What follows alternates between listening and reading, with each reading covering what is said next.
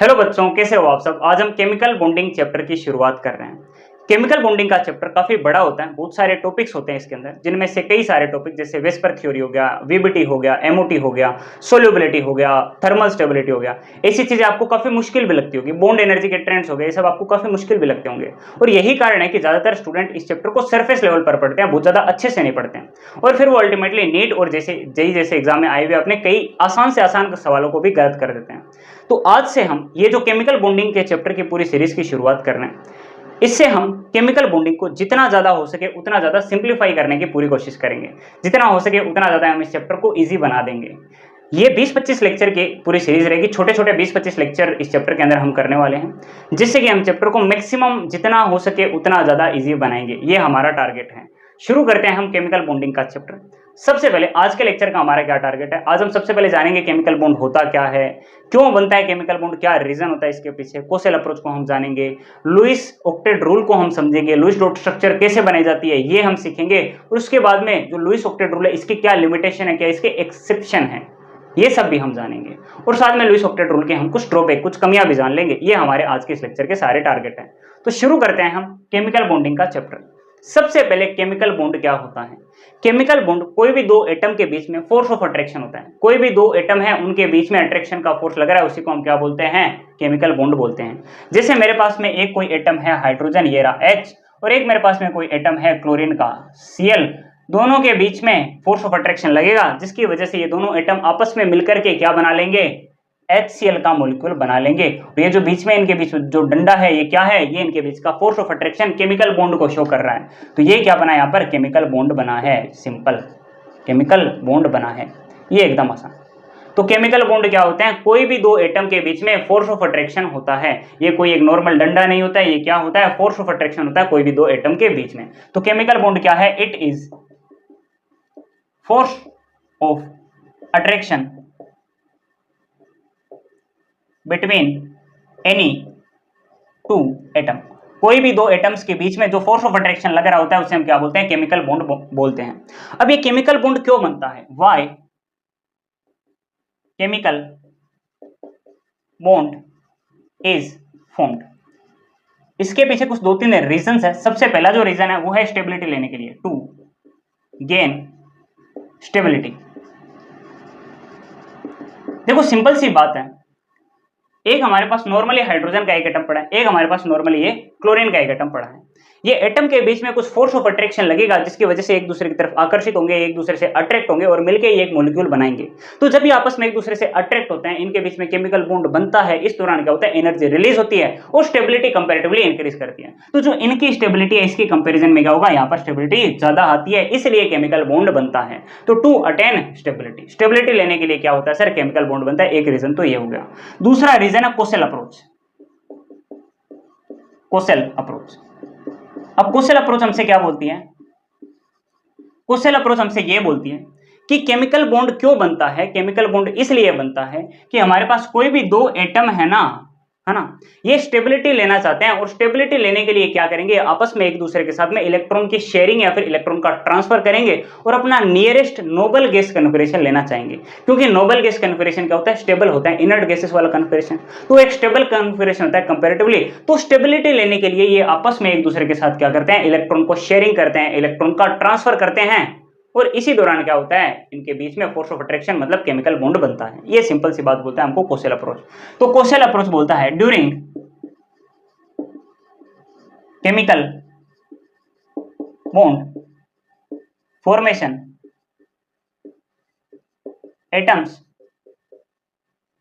ट्राइस tents या फिर tries tries to achieve nearest noble gas, noble gas या फिर इनर्ट गैसेस, वही है ना, अगर कर जीरो रन, नोबल गैस या फिर इनर्ट गैस गैस कन्फिगरेशन, जिसे हम और क्या बोलते हैं, स्टेबल कन्फिगरेशन। क्या होता है ये, स्टेबल कन्फिगरेशन होता है, स्टेबल कन्फिगरेशन होता है।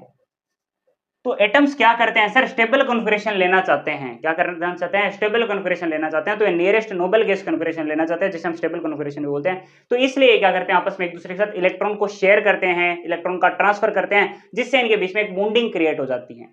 सिंपल सी बात है, मैं स्कूल गया, मेरे ठीक पास में एक और नया लड़का है, हमने थोड़ी-थोड़ी करके 1-2 दिनों में बातचीत करनी शुरू करी, मैंने उससे पेन लिया, कभी मैंने उसको अपनी पेंसिल दी और ऐसे करते-करते हम दोनों पक्के वाले दोस्त बन गए, हम दोनों के बीच में क्या हो गई, बॉन्डिंग क्रिएट हो गई। तो यही सिंपल सी क्वेश्चन अप्रोच वाली बात होती है।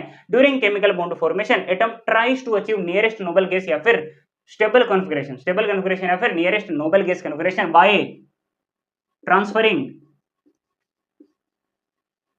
और शेयरिंग ऑफ इलेक्ट्रॉन्स। अब ये जो यहाँ पर ट्रांसफरिंग और एक मिनट, इलेक्ट्रॉन्स,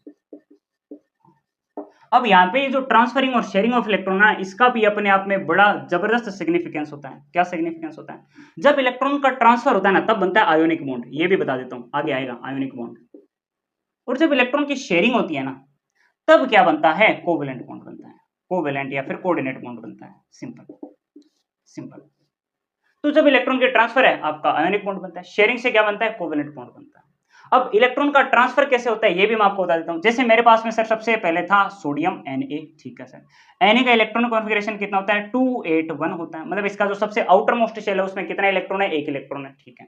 ये क्या करेगा, उस एक इलेक्ट्रॉन को लूज कर देगा, Na से ये बना लेगा Na+, और साथ में एक इलेक्ट्रॉन को क्या कर देगा, लूज कर देगा। ये बात समझे, ठीक है सर, ये बात समझ गए, एक इलेक्ट्रॉन को इसने लूज कर दिया।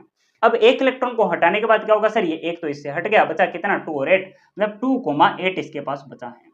तो सिंपल सी बात, आप जानते हो कि इसका जो वैलेंस शेल है उसके अंदर 8 इलेक्ट्रॉन आ चुके हैं, जो कि एक स्टेबल कॉन्फ़िगरेशन होता है। अच्छा, अब ये क्या बन चुका है, देखो ध्यान से, पहले सोडियम 11 था, अब ये Na+ बन चुका है, जिसके पास कितने इलेक्ट्रॉन है, 10 इलेक्ट्रॉन है, मतलब ये नियोन वाला स्टेबल कॉन्फ़िगरेशन ले चुका है, बिकॉज नियोन के पास भी तो 2 और 8 ही होते हैं वैलेंस शेल के अंदर। ओवरऑल आप जानते हो टोटल इसका इलेक्ट्रॉन कॉन्फ़िगरेशन ये होता है। नियोन के वैलेंस शेल में भी 8 इलेक्ट्रॉन होते हैं, इसमें भी देखो वैलेंस शेल में कितने इलेक्ट्रॉन है, 8 इलेक्ट्रॉन है। तो ये देखो नियोन वाला, मतलब इनर्ट गैस वाला स्टेबल कॉन्फ़िगरेशन ले चुका है, एक इलेक्ट्रॉन को अपने आप से हटा करके, बिल्कुल। अब यही जो एक इलेक्ट्रॉन है, इसको क्लोरीन ले लेगा, Cl ले लेगा, तो हमारे पास में दूसरा आइटम है क्लोरीन, ठीक है। ये क्लोरीन क्या करेगा, सोडियम के द्वारा ट्रांसफर किए गए एक इलेक्ट्रॉन को ये ले लेगा, और ये क्या बना लेगा, Cl- बना लेगा। पहले क्लोरीन का इलेक्ट्रॉनिक कॉन्फ़िगरेशन कितना होता है सर, इसका एटॉमिक नंबर होता है 17, मतलब इसका होता है 287, इसका इलेक्ट्रॉनिक कॉन्फ़िगरेशन होता है, हम जानते हैं। तो सबसे बाहरी शेल में कितने इलेक्ट्रॉन है, 7। स्टेबल कॉन्फ़िगरेशन के लिए कितने चाहिए, 8, ताकि इसके पास ऑर्गन जैसा 288 वाला स्टेबल कॉन्फ़िगरेशन आ जाए, नियरेस्ट नोबल गैस वाला कॉन्फ़िगरेशन आ जाए। तो ये क्या करता है, इस एक इलेक्ट्रॉन को अपने पास में ले लेगा, और आने वाला इलेक्ट्रॉन कहां पर जुड़ता है, ऑब्वियस सी बात है, आउटर मोस्ट शेल में जुड़ता है। तो इसका स्टेबल कॉन्फ़िगरेशन बन चुका है 288 वाला, मतलब ऑर्गन जैसा। तो ये क्या करते हैं सर, ये आपस में एक दूसरे के साथ इंटरेक्ट करते हैं कि सोडियम अपना एक इलेक्ट्रॉन त्याग देगा, और उस एक इलेक्ट्रॉन को क्या करेगा सर, ये सोडियम ट्रांसफर देगा क्लोरीन को। क्या कर देगा, सोडियम अपना एक इलेक्ट्रॉन ट्रांसफर कर देगा क्लोरीन को, जिससे Na से बन गया Na+, क्या बन गया है, Na से बन गया Na+, और साथ में क्लोरीन का क्या बन गया, Cl-, और ये एक दूसरे के साथ इंटरेक्ट करके इनके बीच में क्या होगा सर, Na+ Cl- के बीच में फोर्स ऑफ अट्रैक्शन लगेगा, और इनके बीच में क्या बन जाएगा भाई, केमिकल बॉन्ड बन जाएगा, और आपके पास बन के आ जाएगा NaCl का मॉलिक्यूल, सिंपल। तो कोई बोले कि भाई क्यों बनता है केमिकल बॉन्ड, तो केमिकल बॉन्ड इसलिए बनता है कि अपना नियरेस्ट नोबल गैस कॉन्फ़िगरेशन प्राप्त करना चाह रहे हैं, नियरेस्ट नोबल गैस कॉन्फ़िगरेशन ये अटेन करना चाह रहे हैं बाय ट्रांसफरिंग और शेयरिंग ऑफ इलेक्ट्रॉन। एकदम सिंपल सा काम होता है, ये बात आपको समझनी होती है, ये आपको क्वेश्चन अप्रोच बोलती है। इतनी बात समझ में आई, ठीक है सर, इतनी बात समझ में आ गई। अब इसके बाद में हम इसको मिटाते हैं, और आज के इस लेक्चर की मेन हाईलाइट जो सबसे जरूरी है वो हम सीखने वाले हैं, जिसे हम बोलते हैं लुईस का ऑक्टेट रूल, उसके बारे में हम जानते हैं। तो इसको मैं मिटाता हूं, हम सीखते हैं लुईस का ऑक्टेट रूल। अब लुईस ऑक्टेट रूल हमसे क्या बोलता है, लुईस ऑक्टेट रूल हमें बोलता है, ये भी स्टेबिलिटी के बारे में बात करता है। किसके बारे में बात करता है, स्टेबिलिटी के बारे में बात करता है। तो हम बात करते हैं Lewis octet rule, Lewis octet rule. Lewis octet rule हमसे बोलता है एटम्स आपस में कंबाइन करते हैं, एटम्स एक दूसरे के साथ में जुड़ करके मॉलिक्यूल बनाते हैं to complete their octet. Atom आपस में एक दूसरे के साथ कंबाइन करके मॉलिक्यूल इसलिए बनाते हैं ताकि दोनों के दोनों जो इंडिविजुअल एटम हैं उन दोनों का ही ऑक्टेट कंप्लीट हो जाए। ऑक्टेट मतलब जो वैलेंस शेल है उसके अंदर 8 इलेक्ट्रॉन कंप्लीट हो जाए, एक्सेप्ट हाइड्रोजन। हाइड्रोजन में सिर्फ डुप्लेट बनता है, ऑक्टेट नहीं बनता, बाकी सबके अंदर ऑक्टेट बनता है। ये बात हमको लुईस ने बोली थी, उसकी कई एक्सेप्शन भी है, वो भी मैं आगे आपको बताऊंगा। तो सबसे पहले लुईस ऑक्टेट रूल आपको क्या बोलता है, ये आपको बोलता है atoms combine to form molecule to complete their octet. Octet, अपने ऑक्टेट को कंप्लीट करने के लिए क्या करते हैं, एटम्स कंबाइन करके मॉलिक्यूल बनाते हैं। अब ऑक्टेट का मतलब क्या होते हैं, 8 electrons in valence shell. Octet का मतलब क्या होता है, 8 इलेक्ट्रॉन। एक काम करते हैं, इसको मैं इस तरफ लिखता हूं ताकि आपको और ज्यादा अच्छे से दिखेगा। नोट्स भी अपने बढ़िया होने से यार पढ़ने का मन करता है। Atoms combine to form molecule to complete their octet. Octet मतलब 8 electron in valence shell. Simple, valence shell. Valence shell में 8 इलेक्ट्रॉन करना चाहता है हर एक एटम कंबाइन करके, इसलिए ये मॉलिक्यूल बनाता है। तो एक सर मेरे पास में एटम कोई एक स्पेसिफिक, एक मेरे पास दूसरा एटम स्पेसिफिक, उनके मान लो वैलेंस शेल के अंदर 8 इलेक्ट्रॉन नहीं है, तो फिर वो आपस में एक दूसरे से इंटरेक्ट करेंगे और क्या करेंगे सर, ये एक दूसरे के साथ में इंटरेक्ट करके क्या बनाएंगे, मॉलिक्यूल बनाएंगे, ताकि दोनों के ही अंदर क्या हो, वैलेंस शेल के अंदर 8 इलेक्ट्रॉन आ जाए। इसी से जुड़े लुईस डॉट स्ट्रक्चर हम बनाया करते हैं, जिनके बारे में हम बात करेंगे। तो atom combine to form molecule, atom combine करके मॉलिक्यूल बनाते हैं। क्यों बनाते हैं, टू कंप्लीट देयर ऑक्टेट। हर एक एटम अपना ऑक्टेट कंप्लीट करना चाह रहा है, उसे अपने वैलेंस शेल के अंदर 8 इलेक्ट्रॉन चाहिए, क्योंकि वो एक स्टेबल कन्फिगरेशन होता है, इसे भी स्टेबिलिटी ही चाहिए। एटम अल्टीमेटली क्यों कंबाइन करते हैं, क्योंकि सर ये जो एटम है, हर एक एटम की यही चाह होती है कि मैं क्या बनूं, मुझे स्टेबिलिटी की तरफ जाना है।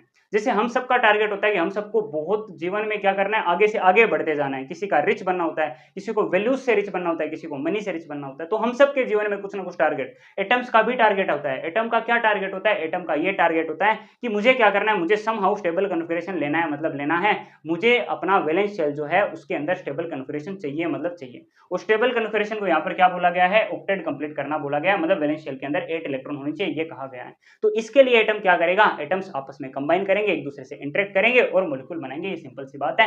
ये भी एक रीजन होता है केमिकल बॉन्ड बनने का। अल्टीमेटली जो आपको बेस रीजन दिखाई दे रहा है वो क्या है, वो एक ही रीजन है कि भाई एटम्स को स्टेबिलिटी चाहिए, तभी वो आपस में कंबाइन कर रहे हैं, तभी उनके बीच में फोर्स ऑफ अट्रैक्शन मतलब केमिकल बॉन्ड बन रहा है। ये बात आपको समझ में आ रही होगी। तो atom combine to form molecule to complete their octet, या फिर 8 electron in valence shell, except, एकमात्र एक्सेप्शन होता है, एक्सेप्ट हाइड्रोजन, जिसमें क्या बनता है, ड्यूप्लेट बनता है।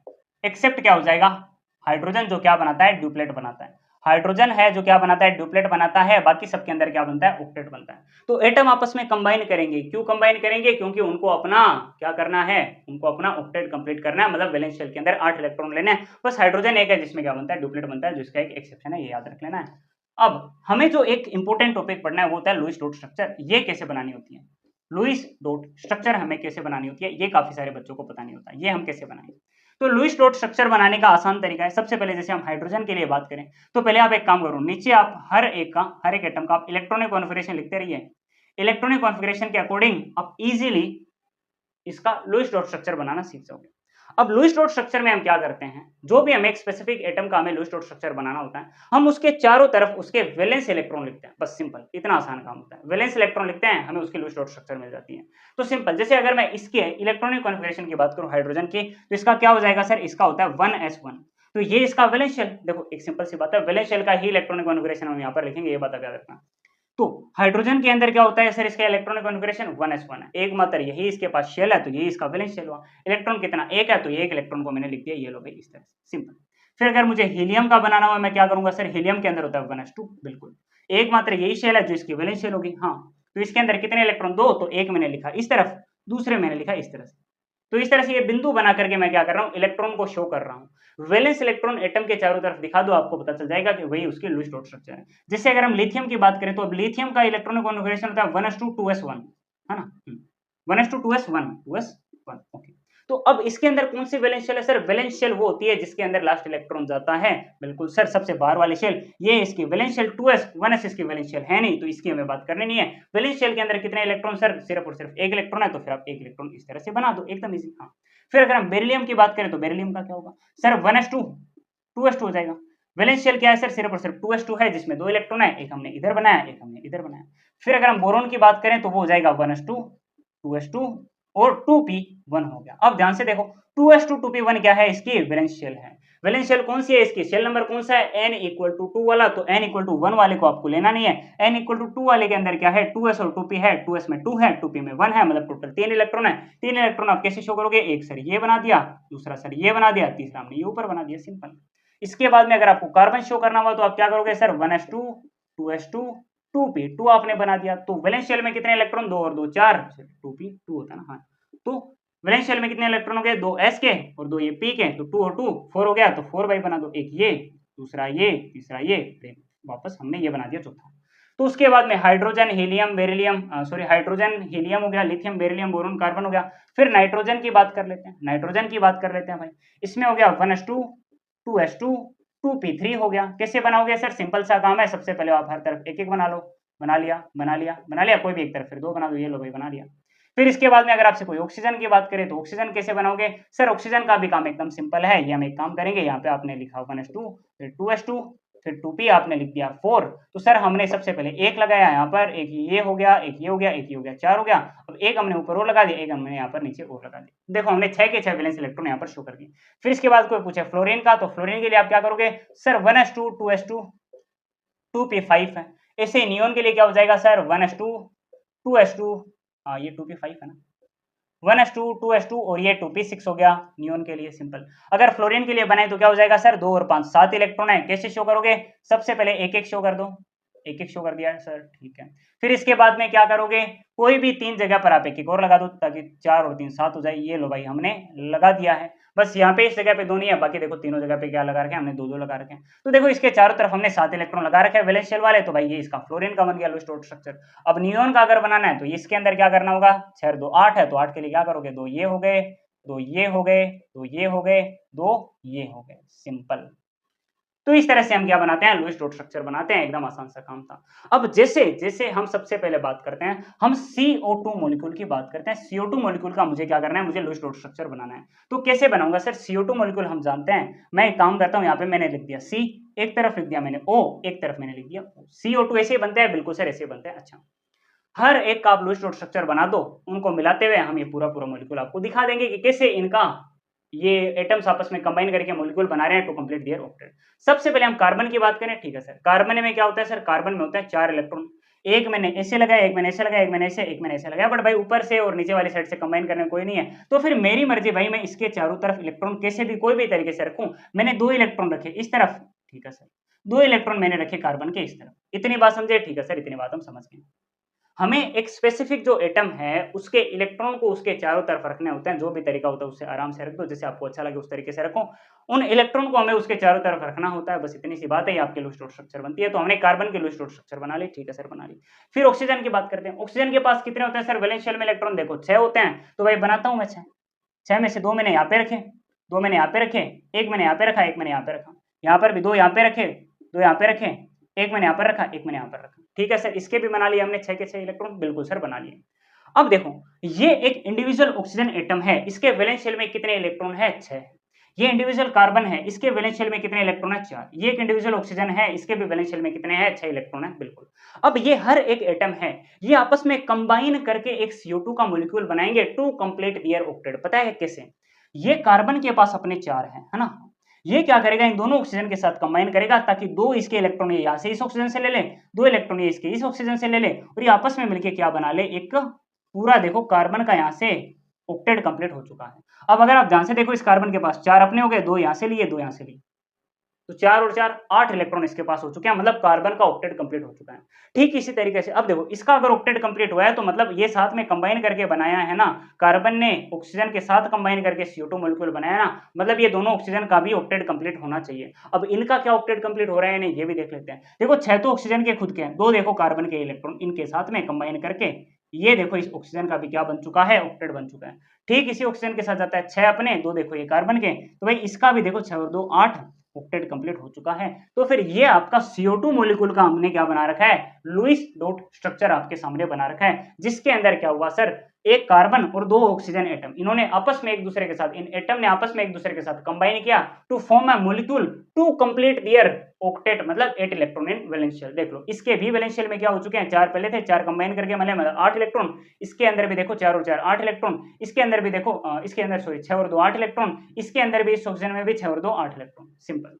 तो क्या हुआ सर, जब ये मॉलिक्यूल बना, जब तीनों एटम ने एक दूसरे के साथ कंबाइन करके मॉलिक्यूल बनाया, तब क्या हुआ, तब सर हमारे पास में हमें पता चला कि तीनों ही एटम के पास में ऑक्टेट आ चुका है, मतलब स्टेबल कन्फिगरेशन आ चुका है। तो फिर आपका ये CO2 मॉलिक्यूल बन चुका है। तो एटम ने आपस में कंबाइन करके मॉलिक्यूल क्यों बनाया, टू कंप्लीट देयर ऑक्टेट। अब तीनों के पास ऑक्टेट आ चुका है, मतलब तीनों क्या हो चुके हैं, वो एटम देखो ध्यान से स्टेबल हो चुके हैं। मतलब मॉलिक्यूल क्यों बना एटम ने कंबाइन करके, स्टेबिलिटी गेन करने के लिए एटम्स ने कंबाइन करके क्या बनाया, मॉलिक्यूल बनाया। सिंपल। ऐसे ही अगर मैं बताऊं आपको O2 मॉलिक्यूल, ऑक्सीजन का O2 मॉलिक्यूल की बात करें, ये मेरे पास एक ऑक्सीजन, ये मेरे पास दूसरा oxygen. Simple. Okay sir simple. इसके अंदर सबसे पहले ऑक्सीजन में वैलेंस शेल में कितने इलेक्ट्रॉन, 6 होते हैं। दो मैंने यहाँ पे बनाए, दो यहाँ पे बनाए, एक ऊपर नीचे लगा दिया, ठीक है। इसमें भी दो यहाँ पे बनाए, दो यहाँ पे बनाए, सॉरी दो यहाँ पे बनाए, कैसे भी लिख दो ना, ये लो भाई ऐसे कर दिया, ठीक है। अब 6 इसके हैं, दो इसके हो जाएंगे, ये देखो ऑक्टेट कंप्लीट हो चुका है इस ऑक्सीजन का, बिल्कुल। अब 6 इसके अपने हैं, दो यहाँ से, दूसरी ऑक्सीजन का भी देखो ऑक्टेट कंप्लीट हो चुका है। तो इसके अंदर वैलेंस शेल में 6 थे, दो इसके मिलके देखो 8 इलेक्ट्रॉन हो गए। इसके अंदर भी 6 थे, दो इसके मिलके देखो 8 इलेक्ट्रॉन हो गए। तो O2 मॉलिक्यूल देखो बन गया। दो ऑक्सीजन एटम ने मिलकर के O2 मॉलिक्यूल बना लिया to attain to gain stability या फिर टू कंप्लीट देयर ऑक्टेट, मतलब वैलेंस शेल में 8 इलेक्ट्रॉन। सिंपल। ठीक है। ऐसे अगर मैं आपको और बताऊं तो और भी कई सारे एग्जांपल लेते हैं, अलग अलग एग्जांपल लेकर के हम ये चीजों को समझ सकते हैं। बेसिक मैंने आपको दो चीजों की हेल्प से सारा कुछ समझा दिया कि कैसे इसको समझा जाता है। तो इस तरह से करके हम लुईस डॉट स्ट्रक्चर बनाते हैं। ऐसे आप और भी अलग अलग मॉलिक्यूल का बना सकते हो, ऐसी कोई ज्यादा परेशानी वाली दिक्कत वाली बात है नहीं। ठीक है। ऐसे आप N2 मॉलिक्यूल का भी बना सकते हो। अगर मैं यहाँ पर नाइट्रोजन का बनाऊं, N2 मॉलिक्यूल का, नाइट्रोजन ये आ चुका है, ठीक है। इतनी बात समझे, ठीक है। N2 मॉलिक्यूल का हम बना रहे हैं, N2 मॉलिक्यूल। अब नाइट्रोजन के पास देखो वैलेंस शेल में कितने इलेक्ट्रॉन है सर, 5 इलेक्ट्रॉन है। कितने इलेक्ट्रॉन है, 5 इलेक्ट्रॉन है। तो मैंने भाई यहाँ पे लिखा इसके 3 इलेक्ट्रॉन, यहाँ पर भी लिखे इसके 3 इलेक्ट्रॉन, ठीक है। बच्चे कितने सर, दोनों के पास दो इलेक्ट्रॉन बचे हैं, बिकॉज वैलेंस शेल में कितने होते हैं, 5 होते हैं। तो दो मैंने लिख दिए इसके इधर, इसके भी दो मैंने लिख दिए इधर। जैसे मर्जी वैसे मैं लगाऊं भाई, मेरी मर्जी, ठीक है सर। इतनी बात मैं समझ गया। अब देखो अकेले देखो इस नाइट्रोजन एटम के पास 5 वैलेंस इलेक्ट्रॉन, इस नाइट्रोजन एटम के पास भी 5 वैलेंस इलेक्ट्रॉन है। बट जैसे मैं इन दोनों का मिलाकर के क्या करता हूं, मैं एक मॉलिक्यूल बनाता हूं, तो ध्यान से देखो अब इस नाइट्रोजन के पास कितने हो चुके हैं, 5 अपने थे, 3 इसके आगे, मतलब इसके पास 8 इलेक्ट्रॉन का क्या आ चुका है, ऑक्टेट कंप्लीट हो चुका है। ठीक है। ऐसे ये नाइट्रोजन में 5 अपने हैं, 3 देखो दूसरे नाइट्रोजन वालों के साथ में शेयरिंग कर ली, इसके साथ में बॉन्ड बना लिया, इसके साथ में जुड़ गया। तो क्या हुआ सर, 5 अपने 3 इसके, मतलब 8 इलेक्ट्रॉन इसके पास आ चुके हैं। तो N2 मॉलिक्यूल में ये चीज होती है। बोलो क्या ये चीज अब आपको अच्छे से समझ में आ रही है, अब क्या कंसेप्ट क्लियर होने शुरू हो रहे हैं, बिल्कुल सर अब कंसेप्ट क्लियर होने शुरू हो रहे हैं। ठीक है। अगर मैं आपको बताऊं CO3 - 2 मतलब कार्बोनेट आयन है ना, तो इसका क्या होगा, देखो ध्यान से, मैंने लिखा यहाँ पर कार्बन, ठीक है सर। साथ में अब CO3 - 2 का क्या होगा सर, एक मैंने यहाँ पे लिखा ऑक्सीजन, ठीक है, एक मैंने यहाँ पे लिखा ऑक्सीजन O-, एक मैंने यहाँ पे लिखा ऑक्सीजन O-। इतनी बात समझे। देखो -2 है ना, हाँ ये माइनस कहां पर जाता है, इस बाद वाले जो साइड एटम है इस पर ही जाता है, बिल्कुल सर। तो -2 है, मतलब कोई दो एटम पर जाएगा, इस पर -1, इस पर -1 में लिख दिया, और ये वाला ऑक्सीजन है सीधा, ठीक है सर। अच्छा अब ऑक्सीजन के पास कितने वैलेंस इलेक्ट्रॉन सर, 6 होते हैं, हम ये बात जानते हैं, ठीक है। दो मैंने यहाँ पर लिखे, दो मैंने ऊपर लिखे, एक मैंने साइड में कर दिए, इनको थोड़ा मैं सही बना देता हूँ, एक ये। अच्छा कार्बन के पास कितने होते हैं सर, कार्बन के पास होते हैं 4 वैलेंस इलेक्ट्रॉन, तो दो मैंने लिख दिए इधर, ठीक है। एक मैंने लिखा ये यहाँ पर, एक मैंने लिखा ये यहाँ पर, ठीक है सर, ये बात हम समझ गए। अब ये ऑक्सीजन के पास कितने होते हैं सर, 6 वैलेंस इलेक्ट्रॉन होते हैं, लेकिन देखो ये ऑक्सीजन नहीं है, ये O- है। किसी भी चीज के ऊपर, कोई भी एक एलिमेंट के ऊपर अगर प्लस लगता है तो एक उसका इलेक्ट्रॉन घट जाता है, और अगर माइनस लगता है तो एक इलेक्ट्रॉन उसमें बढ़ जाता है। तो ऑक्सीजन में 6 वैलेंस इलेक्ट्रॉन थे, O- के अंदर कितने हो जाएंगे, 7 वैलेंस इलेक्ट्रॉन हो जाएंगे। ये O- के अंदर भी कितने हो जाएंगे, 7 वैलेंस इलेक्ट्रॉन हो जाएंगे। ये बात समझे, बिल्कुल सर समझ गए। तो लिखो आप 7 इलेक्ट्रॉन, कहां पर लिखोगे, ये 2 लिखे, ये 2 लिखे, ये सर 2 और लिख दिए, 6 लिख दिए, बिल्कुल सर 6 हमने लिख दिए, और ये सातवां आप लगा दो यहाँ पर। ठीक, इसमें भी 2 सर लिख दिए हमने यहाँ पर, 2 सर हमने लिख दिए यहाँ पर, और सर 2 हमने लिख दिए यहाँ पर, और एक सातवां हमने लगा दिया यहाँ पर। ओके सर समझ गए बात को। अब देखो ये एक एटम एक एटम एक एटम और एक ये एक एटम, ठीक है, 4 एटम है, ठीक है सर। इसके वैलेंस शेल में 6 है, इसके में 4 है, इसके में 7 है, इसके में 7 है, किसी का अब तक ऑक्टेट कंप्लीट नहीं है। तो ये सारे के सारे एटम आपस में कंबाइन करके मॉलिक्यूल बनाएंगे टू कंप्लीट देयर ऑक्टेट। ध्यान से देखो इसके पास अपने 6 थे, 2 देखो यहाँ से लिए, इस ऑक्सीजन का ध्यान से देखो ऑक्टेट कंप्लीट हो चुका है, 6 अपने 2 इसके, समझ गए बात को, ठीक है। अब ये वाला ऑक्सीजन 7 अपने हैं, एक देखो इसका हो गया, इसके साथ मिलकर के ये देखो अपना ऑक्टेट बना चुका है। तो 7 अपने एक इसका, सेम गोज विद दिस, क्या किया सर, 7 इसके इलेक्ट्रॉन, सॉरी 7 अपने इलेक्ट्रॉन थे ऑक्सीजन के, 1 इलेक्ट्रॉन ये कार्बन वाला, मतलब कंबाइन करके देखो 8 इलेक्ट्रॉन ऑक्टेट इसका भी कंप्लीट हो गया। अब अगर हम इस कार्बन की बात करें, ध्यान से देखो 4 तो अपने खुद के, 2 ऊपर से, एक यहाँ से नीचे से, एक यहाँ से नीचे से, तो ओवरऑल देखो इसका भी अपना क्या हो चुका है, कार्बन का भी ऑक्टेट कंप्लीट हो चुका है। ध्यान से देख लो, अब कार्बन के पास भी अपने ऑक्टेट कंप्लीट हो चुका है, स्टेबल कॉन्फिगरेशन आ चुका है, इसके पास भी ऑक्टेट कंप्लीट है, इसका भी ऑक्टेट कंप्लीट है, इसका भी ऑक्टेट कंप्लीट है, तो फिर आपका CO3-2 आ चुका है। अगर मुझे यही बॉन्ड बनाना हो तो फिर मैं इसे देखो बॉन्ड के फॉर्म में कैसे दिखाऊंगा, बॉन्ड के फॉर्म में दिखाने का काम एकदम आसान है। इसी को मैं कैसे लिखूंगा सर, देखो मेरे पास में ये कार्बन था, ये मेरे पास ऑक्सीजन था, ये मेरे पास ऑक्सीजन था, बिल्कुल सर मेरे पास ऑक्सीजन था। अब ध्यान से देखो क्या हुआ सर, कार्बन के पास अपने 4 इलेक्ट्रॉन इस तरह से थे, बिल्कुल सर। ऑक्सीजन के पास अपने 6 कैसे थे सर, ऑक्सीजन के पास अपने 6 ऐसे थे, है ना। हाँ सर, ऑक्सीजन के पास अपने 6 ऐसे थे, है ना। तो अब क्या हुआ सर, ऑक्सीजन ने क्या किया सर, इस ऑक्सीजन ने कार्बन के 2 इलेक्ट्रॉन लिए, इनके साथ बॉन्ड बना के अपने 8 इलेक्ट्रॉन किए। इसी तरह से इस ऑक्सीजन ने किया और कार्बन ने भी क्या किया सर, 4 अपने थे, इन चारों के साथ इसने कंबाइन करके अपना ऑक्टेट कंप्लीट किया। तो यहाँ पर आप क्या करोगे, ये इलेक्ट्रॉन से इलेक्ट्रॉन को जोड़ के आप ये डंडी बना दो, देखो बॉन्ड बना हुआ हम इस तरह से शो कर सकते हैं। तो CO2 मॉलिक्यूल को हम ऐसे तो लिखते हैं C double bond O, C double bond O, यही तो तरीका होता है। ठीक वैसे देखो इस O2 में होता है, क्या होगा सर, ये जो आपका एक इलेक्ट्रॉन है, इनके बीच में डंडी बना दो, ये इलेक्ट्रॉन इनके बीच में आप डंडी बना दो, एकदम इजीली बनकर आ चुका है। ठीक यहाँ पर होता है इलेक्ट्रॉन के बीच में आप डंडी बना दो, N triple bond N2 molecule में होता है, आप जानते हो ट्रिपल बॉन्ड होता है। ठीक यहाँ पर होता है, क्या होगा सर, ये इलेक्ट्रॉन के बीच में आपने डंडी बना दी, आप जानते हो CO3-2 में एक डबल बॉन्ड होता है। अब ये देखो एक इलेक्ट्रॉन है, दोनों का एक इलेक्ट्रॉन कंबाइन कर रहे हैं, सिर्फ सिंगल बॉन्ड बनेगा। यहाँ पर भी क्या बनेगा, सिर्फ और सिर्फ सिंगल बॉन्ड बनेगा, जिसे हम क्या दिखाते हैं, C डबल बॉन्ड O, फिर O माइनस और O माइनस करके हम इसको दिखाते हैं। ये देखो आपकी लूज डॉट स्ट्रक्चर हमने बढ़िया तरीके से बनानी सीखी है। देखो ऐसी तो होती है आपकी लूज डॉट स्ट्रक्चर, जानते हुए बात को, बिल्कुल सर जानते हुए बात को। अब सर हमने एक चीज सुनी है कि लुईस के जो ऑक्टेट रूल है, इसके कई सारे एक्सेप्शन होते हैं। क्या होते हैं एक्सेप्शन, कैसे समझा जाता है एक्सेप्शन, कौन है ये एक्सेप्शन, कहां से आते हैं ये, तो सर कैसे समझे इनको, तो समझने की बात करते हैं भाई। इतना आई होप आपने लिख लिया होगा अपने नोट्स के अंदर। नोट्स भाई बनाना मैं आपको एक चीज रिकमेंड करूंगा, जितने भी 20-25 छोटे छोटे लेक्चर आएंगे, लेक्चर छोटे होंगे बट इंपैक्ट बहुत बड़ा होगा इनका। ये आपको क्या देखा जाएंगे, जैसे आप वो 20-22-25 लेक्चर देखोगे पूरे केमिकल बॉन्डिंग के, उसके बाद में आपको केमिकल बॉन्डिंग सबसे इजीएस्ट चैप्टर लगेगा। चाहे नीट में क्वेश्चन आ जाए, चाहे जेईई में क्वेश्चन आ जाए, आप वो क्वेश्चन को धुआं धुआं कर दोगे, स्पीड से उड़ा दोगे एकदम। तो अब हम बात करते हैं लिमिटेशन या फिर एक्सेप्शन, लिमिटेशन या फिर exception, exception to octet rule. आपको लग रहा होगा कि सर ये ऑक्टेट रूल तो हर जगह लगेगा, हर जगह पे एटम आपस में कंबाइन करेगा, मॉलिक्यूल बनाएगा, बिल्कुल सर एटम आपस में कंबाइन करके मॉलिक्यूल तो बनाएगा। और सर हर जगह क्या होगा सर, हर एक एटम का स्पेसिफिक का ऑक्टेट कंप्लीट हो जाएगा, नहीं, ये चीज यहां पर नहीं लगती। जैसे अगर मैं आपको बताऊं, आपके सामने मैंने बनाया BeCl2, जानते हो बेरिलियम क्लोराइड होता है, बिल्कुल सर जानते हैं, थोड़ी भी अगर केमिस्ट्री पढ़ी है तो जानते होंगे, एकदम अगर 11th में हो तो हो सकता है ना जानो, वरना आप जानते होंगे। तो बेरिलियम है, बेरिलियम सर हमने लिख दिया बेरिलियम। बेरिलियम के पास वैलेंस शेल में 2 इलेक्ट्रॉन, ये लो भाई एक बनाया, ये लो भाई एक बनाया, ठीक है। अब क्लोरीन, ये लो भाई एक क्लोरीन इधर लिखा, एक क्लोरीन यहाँ पर। क्लोरीन के पास 7 इलेक्ट्रॉन, 2 लिखा, 2 लिखा, 2 लिखा, एक बचाओ मैंने इस तरफ लिखा, यहाँ पर भी 2 लिखा, 2 लिखा, 2 लिखा और एक बचाओ हमने यहाँ पर लिखा, ठीक है। अब जैसे ये एटम्स आपस में कंबाइन करके मॉलिक्यूल बनाएंगे, क्या होगा सुनना। क्लोरीन के पास 7 अपना, एक ये क्लोरीन का हो गया सर ऑक्टेट कंप्लीट, वाह बहुत बढ़िया, मजा आ गया। ये क्लोरीन का भी क्या हुआ सर, 7 अपने खुद के, एक आठवां देखो बेरिलियम का, मिलके देखो 8 बन गए, ऑक्टेट हो गया सर, मजा आ गया। लेकिन अब देखो at the same time beryllium को अगर आप ध्यान से देखो, बेरिलियम देखो इनके साथ जब कंबाइन करके बना रहा है मॉलिक्यूल, इन एटम के साथ कंबाइन करके, तो बेरिलियम का कितना बना है, 2 अपने और 2 ये जिनके साथ में ये बॉन्ड बना रहा है, सिंपल। तो बेरिलियम के पास कितने आए भाई, 4 इलेक्ट्रॉन आए हैं। इसके पास तो क्लोरीन के पास 8 इलेक्ट्रॉन हो गए, ऑक्टेट कंप्लीट है, इसके पास भी 8 इलेक्ट्रॉन, ऑक्टेट कंप्लीट है। लेकिन बेरिलियम के पास कितना है, 4 ही इलेक्ट्रॉन आए, 4 ही इलेक्ट्रॉन आए हैं।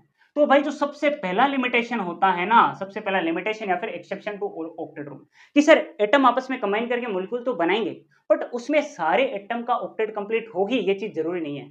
तो ऐसे जो एलिमेंट, ऐसे जो मॉलिक्यूल्स होते हैं, ये होते हैं ऑक्टेट रूल का एक्सेप्शन, कि सर यहाँ पे ऑक्टेट रूल फॉलो नहीं होता है, ये बात आप मान के चलो, एटम कंबाइन करके मॉलिक्यूल तो बना रहे हैं बट यहाँ पे ऑक्टेट रूल फॉलो नहीं होता है, ये ऑक्टेट रूल का क्या होता है, एक्सेप्शन होता है। तो सबसे पहले एक्सेप्शन क्या होता है, incomplete octet, incomplete octet molecules, वे मॉलिक्यूल्स जिनका ऑक्टेट कंप्लीट नहीं होता है, सिंपल मॉलिक्यूल इनकम्प्लीट ऑक्टेट वाले मॉलिक्यूल, वो मॉलिक्यूल जिनके अंदर हर एक एटम का ऑक्टेट कंप्लीट नहीं होता है, तो भाई ये ऑक्टेट रूल का क्या हो गया, एक्सेप्शन या फिर लिमिटेशन है। और अगर मैं आपको इसके एग्जांपल बताऊं तो BeH2 कर दो, है ना, ओके, ये बेरिलियम का हाइड्राइड हो गया। इसके अलावा अगर मैं आपको बताऊं तो आप इसके अलावा करते हो BF3 कर सकते हो, BCl3 कर सकते हो, BBr3 कर सकते हो, ये सारे तो होते हैं। जैसे अगर आपको मैं बोरोन का केस बताऊं तो बोरोन के केस में क्या होगा सर, सबसे पहले मैंने बोरोन लिखा, ठीक है सर, एक इलेक्ट्रॉन यहाँ से, एक इलेक्ट्रॉन यहाँ से, एक इलेक्ट्रॉन यहाँ से, ठीक है सर। अच्छा, BF3 का मान लो मैं आपको केस बता रहा हूँ, BF3, ओके। फ्लोरीन कितने सर, फ्लोरीन 3 है, एक मैंने यहाँ पे लिखा, एक यहाँ पे लिखा, एक यहाँ पे लिखा। फ्लोरीन के पास वैलेंस शेल में 7 इलेक्ट्रॉन होते हैं, 2 हो गए, 2 हो गए, 2 हो गए, एक ये हो गया, यहाँ पर भी 1 2 2 2, यहाँ पर भी 2 2 2 और बचा हुआ एक हमने यहाँ पर लिखा। अब इस फ्लोरीन को देखें, 7 अपने, एक देखो बोरोन का 8 इलेक्ट्रॉन हो गए, 7 अपने, एक बोरोन का 8 इलेक्ट्रॉन हो गए, 7 अपने, एक बोरोन का 8 इलेक्ट्रॉन हो गए। लेकिन अगर आप बोरोन को देखो तो बोरोन इनके साथ कंबाइन करके भी, इनके इलेक्ट्रॉन को लेकर भी 2 2 4 2 6, बोरोन के पास कितने इलेक्ट्रॉन आए, 6। इलेक्ट्रॉन डिफिशिएंट ही तो रहा बोरोन अल्टीमेटली। बोरोन के पास कहां पर आया ऑक्टेट, कहां पर आया स्टेबल कॉन्फिगरेशन, 6 इलेक्ट्रॉन है। तो इलेक्ट्रॉन इनकम्प्लीट ऑक्टेट वाले जो मॉलिक्यूल है, इनकम्प्लीट ऑक्टेट रहेगा किसी ना किसी एटम का, ऐसे जो मॉलिक्यूल है ये क्या होते हैं, एक्सेप्शन होते हैं किसका, ऑक्टेट रूल का। सबसे पहला रूल तो ये होता है। अच्छा, एक चीज और है, इसके अलावा AlCl3 भी होता है। AlCl3 के अंदर भी क्या होगा सर, यही आपका एल्यूमिनियम है, ठीक है सर, एल्यूमिनियम हमने बना दिया। अब एल्यूमिनियम के अंदर क्या होगा सर, एल्यूमिनियम का जब आप इलेक्ट्रॉनिक कॉन्फ़िगरेशन देखते हो तो वो आपको मिलेगा 1s2 2s2 2p6 3s2 और 3p1, यही तो होता है, बिल्कुल सर होता है। तो ये वैलेंशियल नहीं है, बिल्कुल सर ये भी नहीं है, ये भी वैलेंशियल नहीं है, नहीं सर बिल्कुल नहीं है। जो सबसे आउटर मोस्ट शेल नंबर है, जो कौन सा है sir, outermost shell number है 3, तो 3s2 3p1 यही इसका वैलेंशियल है। वैलेंशियल के अंदर कितने इलेक्ट्रॉन है सर, 2 s के और एक p का, मतलब 3 इलेक्ट्रॉन है। हाँ, तो एक इलेक्ट्रॉन मैंने ये बनाया, एक मैंने फिर ये बनाया, एक फिर मैंने ये बनाया, 3 क्लोरीन है, तीनों तरफ लगा दो, Cl क्लोरीन के पास वैलेंस इलेक्ट्रॉन होते हैं 7, तो 2 2 4 2 6 और एक 7, 2 2 4 2 6 और एक 7, 2 2 4 2 6 और एक 7, सिंपल। तो 7 ये हो गए, एक ये हो गया, 8 क्लोरीन के हो गए। इसमें भी देखो क्लोरीन के 8 है, इसमें भी देखो क्लोरीन के 8 है। लेकिन अगर आप एल्यूमिनियम के देखो, 2 हो गया, 2 ये 4 हो गया, 2 ये 6, एल्यूमिनियम के पास कितना है सर, सिर्फ और सिर्फ 6 ही इलेक्ट्रॉन है। मतलब एल्यूमिनियम के केस में भी क्या है सर, ये इनकम्प्लीट ऑक्टेट वाला ही मॉलिक्यूल रहा है ये अल्टीमेटली। अच्छा, इसके अंदर आपको एक चीज याद रखनी है, यहाँ से एक बार आपसे पूछा जा सकता है आपको परेशान करने के लिए कि क्या AlF3 भी इनकम्प्लीट ऑक्टेट वाले में ही आता है, क्या ये भी एक्सेप्शन या फिर लिमिटेशन रूल है ऑक्टेट रूल का, तो ये नहीं है, ये not a exception, not a exception to octet rule, क्योंकि ऑब्वियस सी बात है ना, ऑक्टेट रूल। रीजन क्या है, अगर आपको कोई बोले कि AlCl3 क्या एक्सेप्शन ऑक्टेट रूल का, आप बोलोगे है, तुरंत आपसे बोले AlF3 है, आपके मुंह से निकल जाएगा हाँ सर ये भी एक्सेप्शन ऑक्टेट रूल का, लेकिन ये ऑक्टेट रूल का एक्सेप्शन नहीं होता। क्यों नहीं होता, क्योंकि AlF3 क्या होता है, आयोनिक कंपाउंड होता है, आयोनिक कंपाउंड होता है। और ये किस फॉर्म में रहता है, ये Al+3 प्लस में 3 टाइम्स F-, इस फॉर्म में ये रहता है। यहाँ पे जो Al+3 है, Al+3 का कॉन्फिगरेशन क्या होता है, 1s2 2s2 2p6 होता है। उसके बाद में देखो +3 है, मतलब 3 इलेक्ट्रॉन इससे जा चुके हैं, वैलेंस शेल वाले 3 इलेक्ट्रॉन इससे जा चुके हैं, मतलब इसके पास अपना खुद का स्टेबल कॉन्फिगरेशन है। और इसके वैलेंस शेल क्या है सर, वैलेंस शेल का नंबर क्या है, इसके पास देखो 2 ही है, और 2 के अंदर 2s2 और 2p6, मतलब 8 इलेक्ट्रॉन है इसके वैलेंस शेल में, इसका ऑक्टेट कंप्लीट है। ध्यान से देखो Al+3 का। Same goes with F-, fluorine का क्या होता है सर, 1s2 2s2 2p5, लेकिन F- है, एक इलेक्ट्रॉन और बढ़ा दो और वो इलेक्ट्रॉन कहां पर जाता है, बाहरी शेल में जाता है, 1s2 2s2 2p6 बन गया, 1s2 2s2 2p6 ही इसका कॉन्फिगरेशन। इसका भी वैलेंस शेल कौन सा है सर, ये 2s2 2p6, तो 2 और 6 8 इलेक्ट्रॉन इसके पास, मतलब इसका भी ऑक्टेट कंप्लीट है। तो इंडिविजुअली देखो तो Al का भी ऑक्टेट कंप्लीट है, F- का भी ऑक्टेट कंप्लीट है, इसका मतलब दोनों का ऑक्टेट कंप्लीट है। तो ये एक्सेप्शन टू ऑक्टेट रूल नहीं होता है AlF3, AlCl3 है, BF3 है, BCl3 है, BBr3 है, ये सारी चीजें तो होती हैं। इसके अलावा BeH2 है, BeCl2 है, ये सारे ऑक्टेट रूल के एक्सेप्शन होते हैं। क्यों, क्योंकि इन सबका इनकम्प्लीट ऑक्टेट वाले मॉलिक्यूल होते हैं। दूसरे होते हैं एक्सपेंशन ऑफ ऑक्टेट वाले, एक्सपेंशन ऑफ ऑक्टेट वाले। इनका एग्जांपल मैं अगर आपको बताऊं, PCl5 SF6 और IF7, ये सारे के सारे इसके एक्सेप्शन ऑफ ऑक्टेट के एग्जाम्पल होते हैं। मतलब ये हमारे ऑक्टेट रूल को फॉलो नहीं करते, क्यों, क्योंकि सर इनके वैलेंस शेल के अंदर, इनके अंदर जो एटम्स होते हैं उनके वैलेंस शेल के अंदर इलेक्ट्रॉन 8 के 8 से भी ज्यादा चले जाते हैं, 10 12 14 इस तरह से चले जाते हैं। जैसे अगर हम आपको PCl5 के बारे में बताऊं तो सबसे पहले भाई हमारा फॉस्फोरस है। फॉस्फोरस के अंदर क्या होता है, वैलेंस शेल के अंदर भाई 5 इलेक्ट्रॉन होते हैं, मैंने लिखा 1, ये 2, ये 3, ये 4, ये 5 हो गया, ठीक है। फिर 5 Cl है, मैंने एक Cl लगाया, दूसरा Cl लगाया, फिर मैंने तीसरा Cl लगाया, एक मैंने Cl लगाया, एक और मैंने Cl लगाया, ठीक है। Cl के पास 7 इलेक्ट्रॉन होते हैं, बिल्कुल सर होते हैं, एक मैंने सातों यहाँ पर लिखा, सारे इलेक्ट्रॉन में लिख दिया। Cl के पास 7 इलेक्ट्रॉन होते हैं, बिल्कुल सर होते हैं, ये देखो मैंने इस तरह से करके लिख दिया। इसके अंदर भी लिख देते हैं, इसके अंदर भी लिख देते हैं, ये देखो एक इलेक्ट्रॉन। फिर Cl के अंदर 2 2 4 2 6 और एक सातवां इलेक्ट्रॉन ये रहा। फिर ये देखो 2 2 4 2 6 और एक देखो सातवां इलेक्ट्रॉन ये रहा। ये बात मानते हो? बिल्कुल सर मानते। देखो 7 और 1 8, इस क्लोरीन का पूरा, इस क्लोरीन का भी पूरा, इस क्लोरीन का भी पूरा, इस क्लोरीन का भी पूरा और इस क्लोरीन का भी देखो पूरा। तो सारे के सारे क्लोरीन के पास ध्यान से देखो 7 अपने और एक फास्फोरस वाला, मतलब 8 इलेक्ट्रॉन आ चुके हैं। फास्फोरस को खुद को देखो तो 5 इलेक्ट्रॉन अपने हैं और 5 इलेक्ट्रॉन देखो ये शेयर कर रहा है कहां से, पांचों के पांचों क्लोरीन से। तो इसके पास बताओ वैलेंस शेल में कितने इलेक्ट्रॉन हो चुके हैं? 10 इलेक्ट्रॉन हो चुके हैं। भाई हमें तो ऑक्टेट चाहिए होता है, हमें तो 8 इलेक्ट्रॉन चाहिए, ये उससे भी पार जा चुका है, मतलब ये एक्सपेंशन ऑफ ऑक्टेट वाला मामला है, मतलब ये भी ऑक्टेट रूल को फॉलो नहीं कर रहा है। दिस इज अ लिमिटेशन और एक्सेप्शन ऑफ ऑक्टेट रूल, ये बात आप मान कर चलो। Same goes with SF6। सबसे पहले सल्फर बनाओ, सल्फर में वैलेंस शेल में 6 इलेक्ट्रॉन होंगे, उसके चारों तरफ आप 6 फ्लोरीन लगाओ, फ्लोरीन में सारे फ्लोरीन का ऑक्टेट होगा, लेकिन सल्फर के पास क्या होगा सर? 12 इलेक्ट्रॉन होंगे वैलेंस शेल के अंदर, सिंपल। वैसे आयोडीन के अंदर भी सेम चीज होने वाली है, सारे फ्लोरीन का तो सर ऑक्टेट कंप्लीट होगा, लेकिन आयोडीन में क्या होंगे? 14 इलेक्ट्रॉन होंगे, मतलब ये सारे एक्सेप्शन ऑफ ऑक्टेट रूल के एग्जांपल हैं। एक और मैं आपको तीसरा बताऊं, तीसरा एक्सेप्शन ऑफ ऑक्टेट रूल होते हैं ओड इलेक्ट्रॉन वाले molecule, odd electron molecules, odd electron वाले मॉलिक्यूल। एग्जांपल अगर मैं आपको बताऊं तो इसका एग्जांपल होता है NO। क्या होता है इसका एग्जांपल? NO इसका एग्जांपल होता है। अब NO के अंदर क्या होगा सर? नाइट्रोजन के पास अपने क्या होते हैं? 5 इलेक्ट्रॉन होते हैं। एक इलेक्ट्रॉन ये हो गया, 2 हमने इधर लगाए, 2 हमने इधर लगाए, 5 लगा दिए, ठीक है। ऑक्सीजन के पास 6 होते हैं, 2 2 4 और इसके अलावा 2 हमने यहाँ पर लगा दिए, 6, ठीक है सर। सबसे पहले ऑक्सीजन क्या करेगा? 6 अपने 2 इसके लेकर के ये तो अपना ऑक्टेट कंप्लीट कर लेगा। वेयर अगर आप नाइट्रोजन को देखो, 5 अपने हैं, 2 इसके मिलाकर के 7 ही इसके अंदर इलेक्ट्रॉन बनेंगे। देखो इसका भी ऑक्टेट कंप्लीट नहीं हो रहा, बट स्टिल आप जानते हो कि NO एग्जिस्ट तो करता है, बिल्कुल। तो ओड इलेक्ट्रॉन वाले भी, ओड इलेक्ट्रॉन मतलब क्या है? ओड नंबर में इसके अंदर इलेक्ट्रॉन है, 7 इलेक्ट्रॉन है, और ये बड़ी स्पेशल स्पीसी होती है। कई बार आपसे पेपर में पूछ लिया जाता है कि which of the following is an odd electron molecule, तो आप बोलोगे सर NO एक क्या होता है? ओड इलेक्ट्रॉन वाला मॉलिक्यूल। तो इसमें क्या है? नाइट्रोजन के पास 7 इलेक्ट्रॉन प्रेजेंट है वैलेंस शेल में, है ना? अच्छा, तो यहाँ पर अगर आप ध्यान से देखो तो अब ये मॉलिक्यूल तो एग्जिस्ट करता है NO, लेकिन फिर भी देखो इसमें, इसके अंदर तो ऑक्टेट कंप्लीट है, बट इसमें ऑक्टेट कंप्लीट नहीं है। तो ये ओड इलेक्ट्रॉन मॉलिक्यूल वाली स्पीशी होती है जो कि आपके ऑक्टेट रूल को फॉलो नहीं करती है। ये तीसरा है। एक और इसका एक्सेप्शन होता है, जो क्या होता है? जो होता है फोर्थ, हम इसके बाद में लिख देते हैं, जो होता है PNGC। PNGC क्या होता है? Pseudo Nobel gas configuration, pseudo Nobel gas configuration या फिर सूडो इनर्ट गैस कन्फिगरेशन, मतलब जिसके वैलेंस शेल में क्या हो? 18 इलेक्ट्रॉन प्रेजेंट हो, 18 इलेक्ट्रॉन प्रेजेंट हो। जैसे अगर मैं बोलूं ZnCl2, जैसे अगर मैं बोलूं CuCl, तो ये जो ZnCl2 है, इसके अगर मैं इलेक्ट्रॉनिक कन्फिगरेशन की बात करूं तो वो क्या हो जाएगा?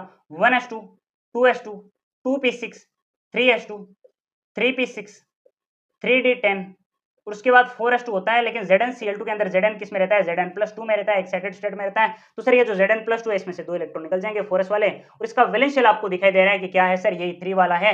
तो 3s 3p और 3d वाले मिलाकर के देखो 2 और 6 8 10 18 इलेक्ट्रॉन इसके अंदर प्रेजेंट है, मतलब ये PNGC के अंदर आता है, सूडो नोबल गैस कन्फिगरेशन इसके अंदर प्रेजेंट है, मतलब ये भी ऑक्टेट रूल का एक्सेप्शन है। क्यों? ऑक्टेट रूल तो बोलता है भाई वैलेंस शेल में कितने होने चाहिए? 8 इलेक्ट्रॉन होने चाहिए, बट यहाँ पर कितने हैं? 18 इलेक्ट्रॉन है। सेम इस CuCl के अंदर आता है, बिकॉज इसके अंदर Cu क्या होता है? +1 में, और Cu+1 में उसका भी इलेक्ट्रॉनिक कॉन्फिगरेशन ऐसा ही होता है, Cu+1 का भी, जिसके अंदर वैलेंस शेल में 18 इलेक्ट्रॉन प्रेजेंट होते हैं। सेम ऐसे SnCl2 भी होता है, इसके अलावा PbCl2 भी होता है, इस तरह से करके सारे के सारे कंपाउंड और होते हैं। एक और इसके एक्सेप्शन होता है, जिसका भी मैं आपको बता देता हूं, वो होता है वैलेंस शेल में, वैलेंस शेल में 9 से लेके 9 to 17 इलेक्ट्रॉन होने चाहिए, वो सारे भी इसका एक्सेप्शन होता है। जैसे FeCl2 की बात करूं, इसके अलावा अगर मैं बात कर दूं NiCl2 की, इस तरह से करके अलग अलग होते हैं। जैसे अगर मैं बात करूं FeCl2 की, इसके अंदर Fe+2 में रहता है, तो इसका कन्फिगरेशन क्या हो जाएगा? 1s2 2s2 2p6 3s2 3p6, है ना? इस 3s2 3p6 हो गया, उसके बाद में 3d6 और 4s2 होता था जब हम Fe की बात करें। यहाँ पे Fe+2 में होता है FeCl2 के अंदर, तो फिर भाई ये 4s2 वाला तो चला गया, बिल्कुल सर। तो ध्यान से देखो, ये 2 इलेक्ट्रॉन, ये 6 इलेक्ट्रॉन, 8 और 6 कितने हो गए? 14 इलेक्ट्रॉन प्रेजेंट है FeCl2 में, ये जो Fe+2 है इसके अंदर, मतलब ये देखो 9 से 17 इलेक्ट्रॉन वाली स्पीशी के अंदर आ रहा है, जिसके अंदर वैलेंस शेल में 9 to 17 के बीच के इलेक्ट्रॉन देखो, जिसमें Fe+2 के अंदर 14 इलेक्ट्रॉन है, मतलब ये इस पांचवें केस के अंदर आता है, मतलब ये भी क्या FeCl2 भी एक्सेप्शन है किसका? ऑक्टेट रूल का। सिंपल सी बात। देखो ऑक्टेट रूल का एक्सेप्शन वो है जिसके अंदर, जिस मॉलिक्यूल के अंदर हम किसी एटम की बात करें और एटम के अंदर ऑक्टेट कंप्लीट ना हो, ऑक्टेट से या तो ज्यादा इलेक्ट्रॉन हो या फिर उससे कम इलेक्ट्रॉन हो, वो सारे के सारे क्या होते हैं, एक्सेप्शन होते हैं किसके, ऑक्टेट रूल के। ये सिंपल सी बात होती है। अब ये जो ऑक्टेट रूल है इसके कुछ ड्रॉबैक भी है। जैसे ऑक्टेट रूल हमें क्या बोलता है, ऑक्टेट रूल हमें स्टेबल कन्फिगरेशन के बारे में बताता है, नोबल गैस कन्फिगरेशन के बारे में बताता है। ऑक्टेट रूल किस चीज पर बेस्ड होता है, ऑक्टेट रूल हमें बोलता है कि जो एटम्स है ये आपस में कंबाइन करते हैं to form molecule to attain the noble gas configuration. Noble gas configuration या फिर स्टेबल कन्फिगरेशन लेना चाहते हैं, लेकिन इसकी सबसे बड़ी ड्रॉबैक तो ये है कि आजकल जो नोबल गैस है वो भी अपने आप में स्टेबल नहीं है। आपने सुना होगा जिनोन के कंपाउंड होता है ना, XeF2 होता है, XeF4 होता है, XeOF2 होता है, तो जिनोन अपने कंपाउंड बनाता है। इस तरह से क्रिप्टन भी अपना बनाता है KrF2 करके, आपने सुना होगा। तो भाई आजकल तो इनर्ट गैस खुद स्टेबल नहीं रही, वो खुद अपने कंपाउंड बनाते हैं, तो आप stable configuration nearest noble gas configuration की कैसे बात कर सकते हो। तो ये एक बड़ी ड्रॉबैक होती है ऑक्टेट रूल की। और साथ में जो ऑक्टेट रूल है ये SES को नहीं बता पाया, मतलब ये किसी एक मॉलिक्यूल की शेप, एनर्जी और stability, relative stability of molecule को नहीं समझा पाया। ये दो क्या है सर, इस ऑक्टेट रूल की ड्रॉबैक होती है। ये सब अपने को आज के इस पहले लेक्चर के अंदर पढ़ना था। अब अगले लेक्चर के अंदर हम सीखेंगे कि हमें किसी भी एक स्पेसिफिक मॉलिक्यूल का फॉर्मल चार्ज कैसे कैलकुलेट करना होता है। Thanks for watching this lecture. आगे जैसे जैसे आप और लेक्चर देखोगे आपको इस चैप्टर के अंदर क्लैरिटी आती रहेगी, आप और ज्यादा स्ट्रॉन्ग बनते जाओगे इस चैप्टर में। और जैसे जैसे आप पूरा चैप्टर करने की तरफ जाओगे, केमिकल बॉन्डिंग आपका सबसे फेवरेट और सबसे इजीएस्ट चैप्टर बनने वाला है।